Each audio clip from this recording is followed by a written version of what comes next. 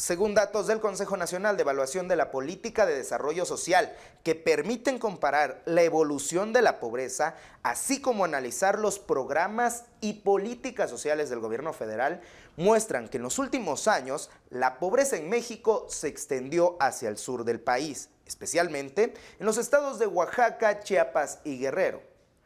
Otro dato que va de la mano de este indicador y que muestra el fracaso de los programas federales es que 9 de cada 10 municipios indígenas del país, al menos en 60% de su población, viven en situación de pobreza. Con una fórmula que es sencilla, es cero corrupción, cero impunidad, austeridad republicana y todo lo ahorrado para beneficio del pueblo. Andrés Manuel López Obrador da la fórmula para acabar con la pobreza, pero ¿esta funcionó? El gobierno federal contempló para el año 2023 un recurso de 871.569 millones de pesos para 8 programas sociales prioritarios que solo han servido y servirán para apuntalar intereses electorales, pero no para reducir los niveles de pobreza que día a día tienen que enfrentar millones de mexicanos. Por el contrario, Andrés Manuel López Obrador anunció una reforma a la Ley Federal de Austeridad Republicana para pasar a la fase de la llamada pobreza franciscana. Su gobierno, el de la Cuarta Transformación. De acuerdo con la última medición del Coneval, realizada en 2020, en nuestro país existen 55.7 millones de personas en pobreza y 10.9 millones de mexicanos que viven con mayores niveles de precariedad que el resto de la población en pobreza extrema, siendo San Simón Zahuatlán el municipio donde se concentra el mayor porcentaje de pobreza entre sus habitantes. Nuestras cámaras recorrieron esta localidad, situada en la zona mixteca de Oaxaca, la cual en los últimos 10 años se ha ubicado entre los 5 municipios con mayor rezago en acceso a la salud, seguridad social, educación, vivienda, alimentación, así como servicios básicos. Hoy, en Investigación, hablamos sobre un problema que se ha recrudecido en los últimos años: la pobreza.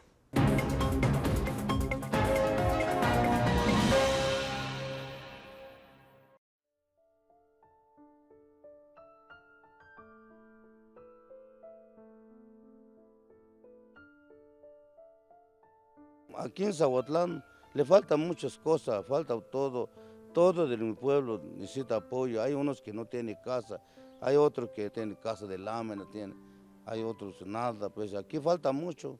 Nos falta agua potable, hay unos que necesitan luz, poste. Aquí necesitamos muchas viviendas. La mera verdad, yo estoy muy pobre, no tengo casa. La mayoría del pueblo se migra en muchas ciudades del país, pues para buscarle, porque aquí, pues aquí no hay nada, aquí no sobrevivimos.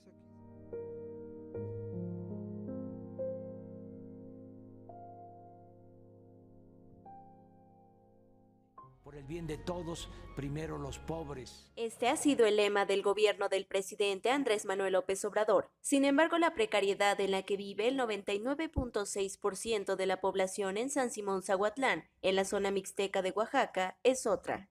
Allí, las carencias sociales han obligado a la mayoría de los habitantes a abandonar su lugar de origen para ir en busca de una mejor calidad de vida, un derecho al que deberíamos tener todos. Para las casi 5,000 personas que se quedan, intentan sobrevivir cosiendo balones o tejiendo sombreros, como es el caso de la señora María Cedonia, una mujer mayor cuya edad exacta se desconoce, debido a que no cuenta con un acta de nacimiento, lo que ha provocado que tampoco pueda recibir algún tipo de apoyo federal.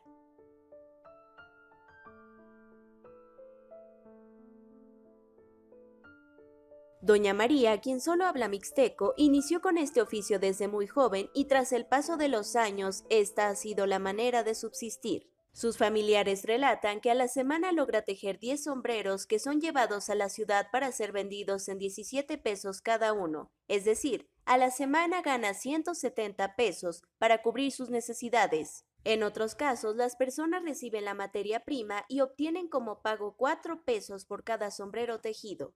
Para quienes cosen balones, la paga tampoco es buena. Los trabajadores reciben entre 14 y 20 pesos por cada pieza, y en caso de dañar alguna pelota durante el proceso de ensamble, deben pagar alrededor de 90 pesos, por lo que su ganancia se ve perdida. Trabajar de sol a sol es lo que le queda a los habitantes de San Simón Zaguatlán para sobrevivir.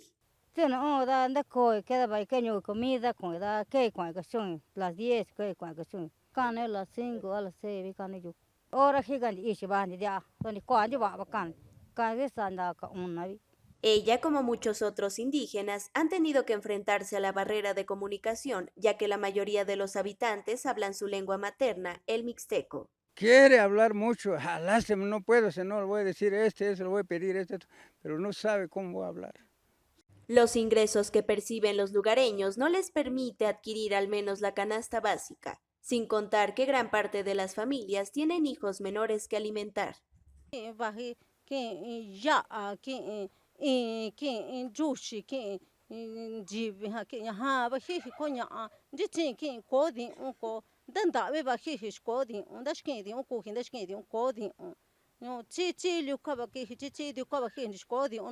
Tenemos dinero, vamos una vez en cada 15 días o 20 días vamos a traer la mercancía. Sí, no comemos diario carne. El que consume más sopa y frijol. Sopa, frijol y huevo.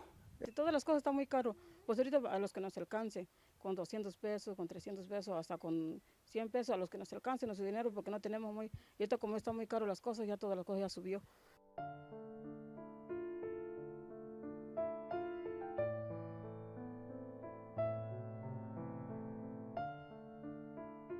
Las autoridades locales reconocen las carencias que se viven día a día en los 13 barrios que comprenden el municipio y culpan a los gobiernos estatal y federal de no asignarle recursos suficientes para mejorar sus condiciones. Todo quiere que viene con nosotros, que lo voy a apoyar pues a lo que hace falta el barrio. Y nosotros ves que no hay recursos para, lo voy a apoyar más que necesita la gente. Si cae ves un poquito recursos, pues ahí ves que lo estoy apoyando algo, no, así de poquito pues y todo no alcanza pues, no alcanza para toda la gente. En cuestión de seguridad, los policías no cuentan con patrullas ni armas, por lo que realizan sus funciones sin equipamiento. ¿Y qué decir de la atención médica? Los habitantes padecen el desabasto de medicinas y de equipos médicos para ser valorados, por lo que tienen que trasladarse a Guajuapan, que se ubica a 2 horas de camino, poniendo en riesgo su vida. Hay la señora que está embarazada, pues, y no, casi ni llega a Guajuapan Clínica, nomás ahí ahí en el camino, pues, ahí se va a aliviar. No tiene nada aquí en la ambulancia también. Y ambulancia también no, ahí está uno pues, que no sirve el motor ya, nomás tengo una así cuando se fue y lo llevo a arreglar a Guajuapa, entonces, y clínica también, aquí le falta mucha medicina. Y mientras el presidente Andrés Manuel López Obrador pregona sus programas sociales, el testimonio de la gente lo contradice. El descontento y enojo está presente entre los habitantes, quienes se sienten utilizados debido a que en innumerables ocasiones son visitados por personas o autoridades para prometerles mejores condiciones de vida, generalmente en tiempos electorales, y estas nunca llegan. Si viene el apoyo no nos avisan. Así como mi hijo ya tiene como 3 o 4 años que mandó su foto, mandó su credencial, mandó para que haya una casa. Vino otro señor también, dame tu copia de credencial, dame tu credencial, te vamos a dar vivienda o te vamos a dar esto. Vienen cuando van a hacer su voto, cuando van a hacer la voto, entonces vienen a pedir la copia de credencial. Pues se dice que llega el apoyo, pero le digo, en mi caso pues no nos ha tocado nada.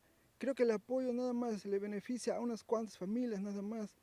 Hay mucha gente necesitada en este pueblo y no se reparte a la gente que realmente lo necesita, sino que pues se reparte ahora sí que entre familia o entre amigos, así nada más lo andan repartiendo aquí. Y yo como de tercera edad, ya son 2 años que estoy batallando y nada, nomás me engaña, no, al otro viene. El otro problema, digamos, quizá más grave, en esto de primero los pobres, es que la gran mayoría, 2 de cada 3 hogares de menores ingresos, no reciben ninguna transferencia del gobierno. Ningún programa social gubernamental puede sustituir al trabajo como la vía de solución frente a la pobreza.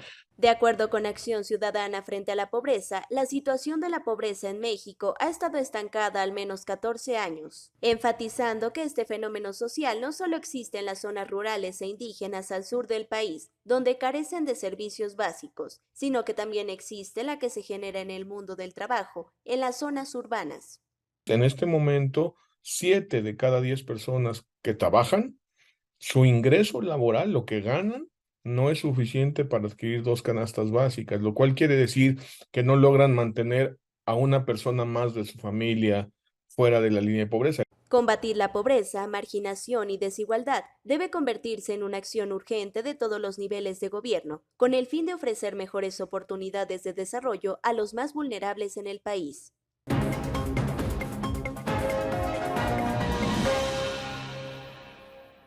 Continuamos analizando la situación de la pobreza en nuestro país. Para platicar más sobre el tema, agradezco que se tome el tiempo para hablar con nosotros, analizar este tema, el doctor Julio Volvinic. Es profesor investigador en el Centro de Estudios Sociológicos del Colegio de México, es un referente en el tema, además, desde nuestra perspectiva, y también semana con semana lo podemos encontrar y leer en el periódico La Jornada, en su columna Economía Moral. Buen día, doctor, y muchas gracias por tomarnos la comunicación. Jesús, es un gusto estar con ustedes nuevamente. Comenzamos analizando esta situación de acuerdo con los últimos datos del Coneval sobre la pobreza. De 2018 a 2020, la población mexicana aumentó de 51.9 a 55.7 millones de personas. En el caso de la pobreza extrema, la que nosotros hemos ubicado en San Simón, Zahuatlán, Oaxaca, una población indígena y tristemente afectada mucho por la pobreza extrema. Se estima que hay, como esta situación que acabamos de ver, 8.7 o cerca de 10.8 millones de personas. Sin embargo, pues esta situación parece que sigue creciendo al paso de los años. Usted ha referido que la pobreza está por arriba de estos estimados que da el Coneval. ¿Cuáles son sus datos, doctor? Compártanos y explíquenos cómo llega a estos datos. Bueno, de entrada le digo que, pues, lo que ya habíamos platicado la vez pasada, el Coneval usa un método minimalista y tramposo. Minimalista porque pone umbrales muy bajos, exige un ingreso muy bajo para no ser pobre y después exige servicios bajísimos, en lo que llama carencias sociales. Por ejemplo, en agua basta con tener una llavecita en el lote para ya tener agua adecuada. El nivel de pobreza en México es alrededor del 70% de la población. En las últimas semanas tengo que entregar un libro para ser publicado en inglés en Gran Bretaña sobre la medición de la pobreza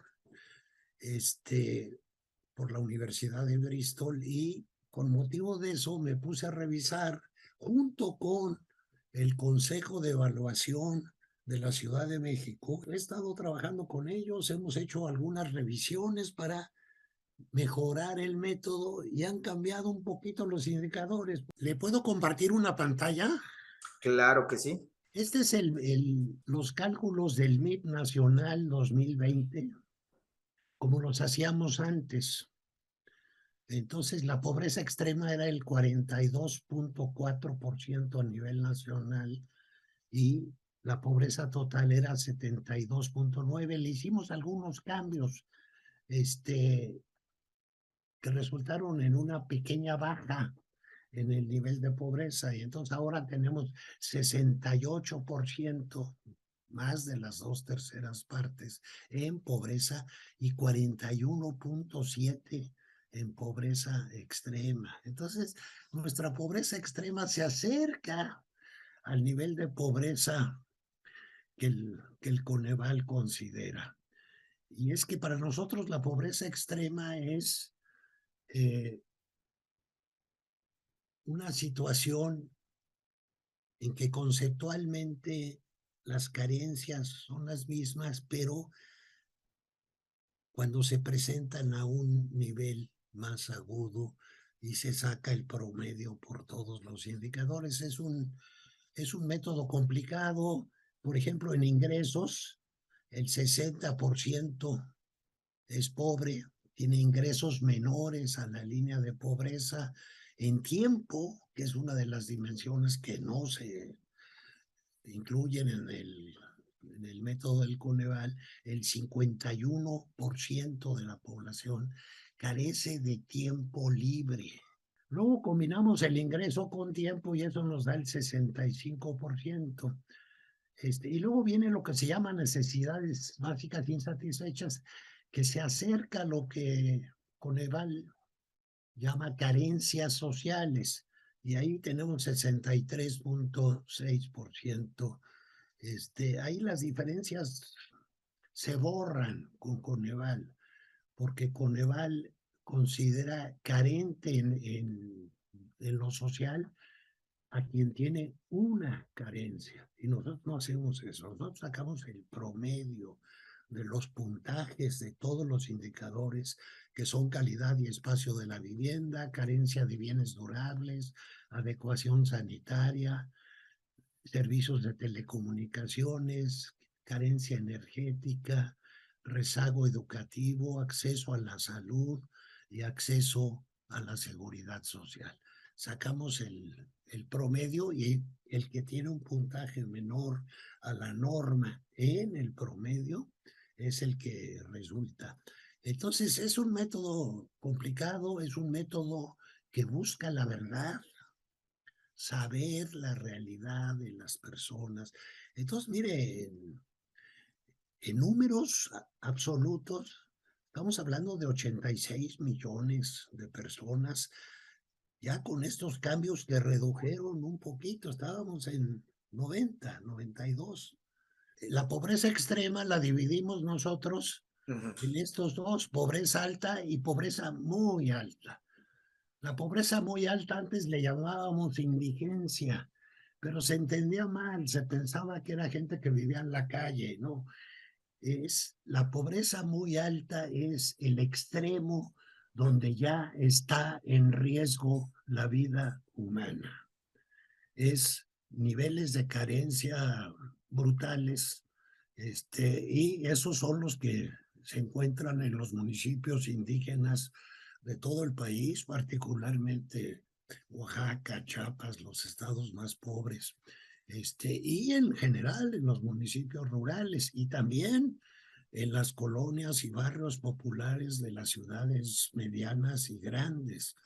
Es gente que vive al día, que no sabe si va a comer hoy. Es gente que a veces se van a dormir con hambre. Que no han comido en todo el día, exactamente. Nos hemos encontrado esa situación. Así es, así es. Tanto en la ciudad, hay que decirlo, tanto en la zona metropolitana de la Ciudad de México, como donde nos hemos trasladado a San Simón Zahuatlán, que es la comunidad que ubica el Coneval, con datos basados en el INEGI, como la más pobre de nuestro país. Y muchas de estas comunidades fueron el emblema de campaña del presidente Andrés Manuel López Obrador. Él llegó a la presidencia el 1 de diciembre, él llegó diciendo, primero los pobres, primero esta gente que no ha recibido los beneficios de un crecimiento económico del país, que no recibe incluso apoyos. Por 20 años el programa Prospera benefició a muchas personas que vivían en pobreza y pobreza extrema, y parecía ser un programa, pues, si no eficiente, digamos, apoyaba algo. Les recuerdo, Jesús y al auditorio, que la frase de primero los pobres la usó Andrés Manuel desde su campaña para ser jefe de gobierno de la Ciudad de México en el 2000. Esta es una frase que traía desde entonces. Cuando fue jefe de gobierno, instauró algunos programas que significaron un avance muy sustantivo sobre todo en salud.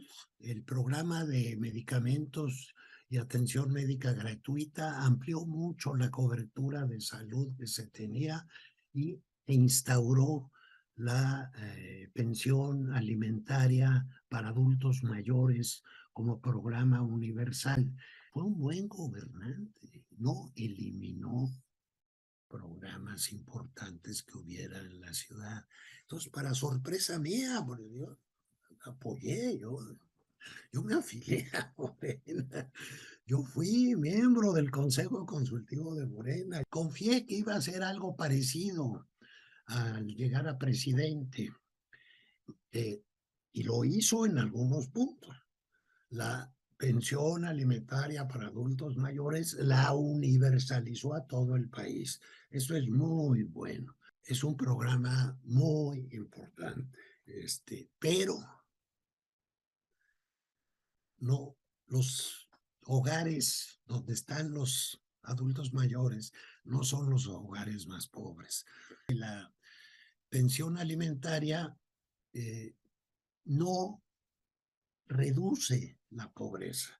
En cambio, la eliminación del Progresa sí afectó. No lo eliminó al 100%. Lo que hizo fue eliminar el programa como tal, pero mantuvo la beca a los estudiantes de primaria y secundaria.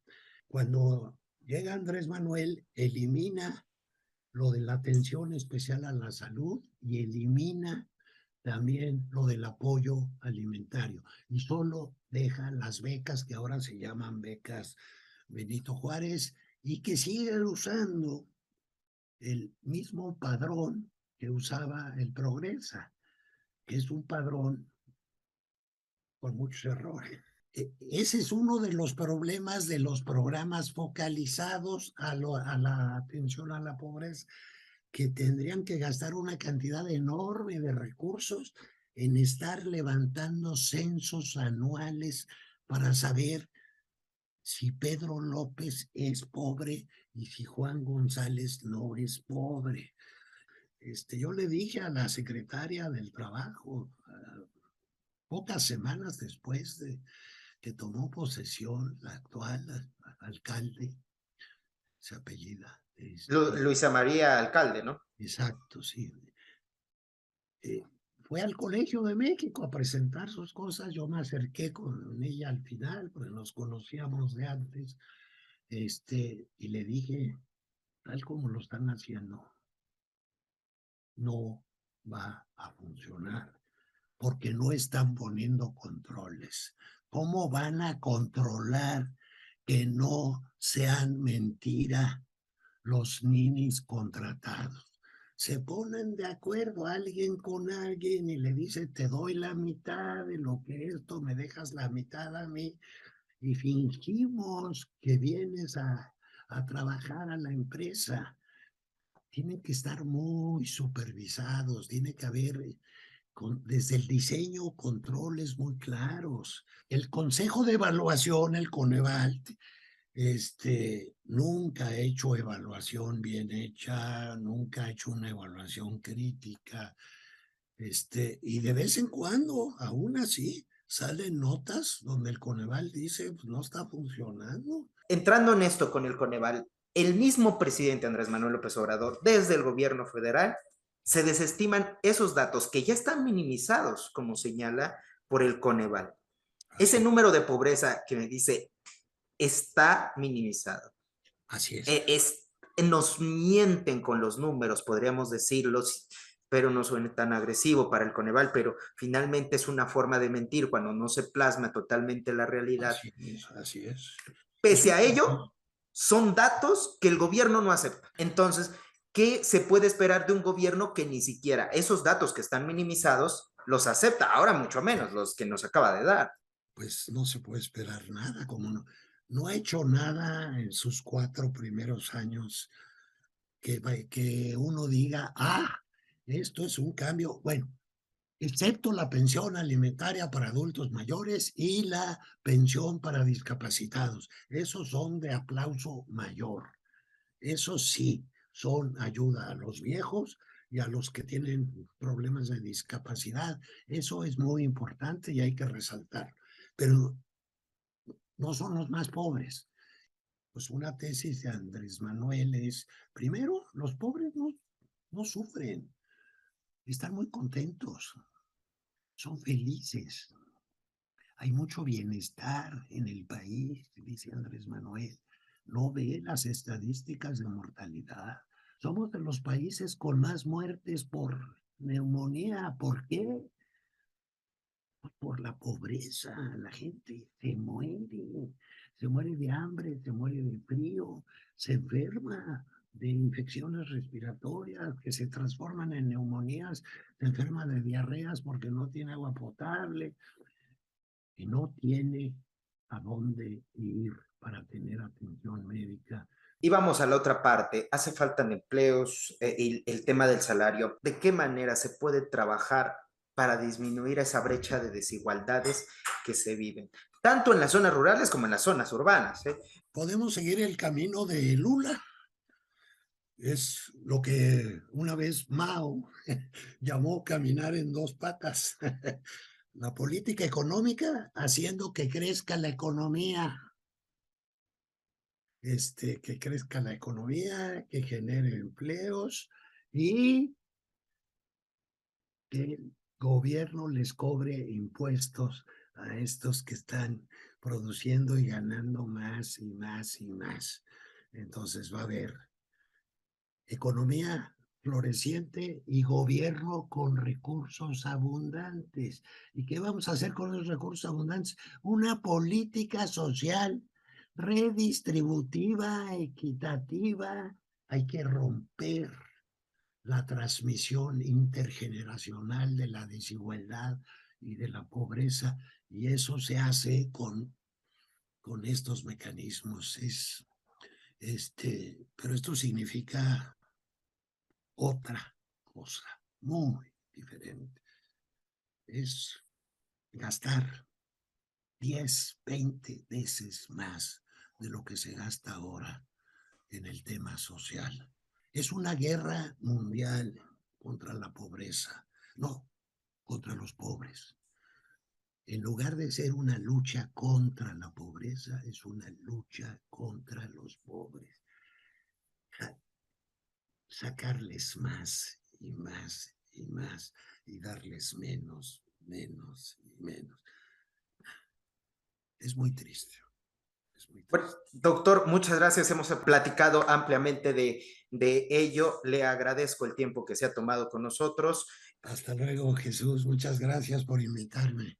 Aunque López Obrador prometió ayudar a los menos favorecidos, la desigualdad continúa y millones de mexicanos siguen siendo marginados. La mala gestión de los programas sociales ha provocado que los recursos destinados para este sector se repartan a diestra y siniestra y no lleguen a los grupos que realmente lo requieren, aquellos vulnerables, que sus condiciones de vida son precarias. Para el Ejecutivo Federal, su programa del bienestar ha tenido buenos resultados y difícilmente reconocerá algo contrario. México está muy lejos de ser justo, igualitario e integrador.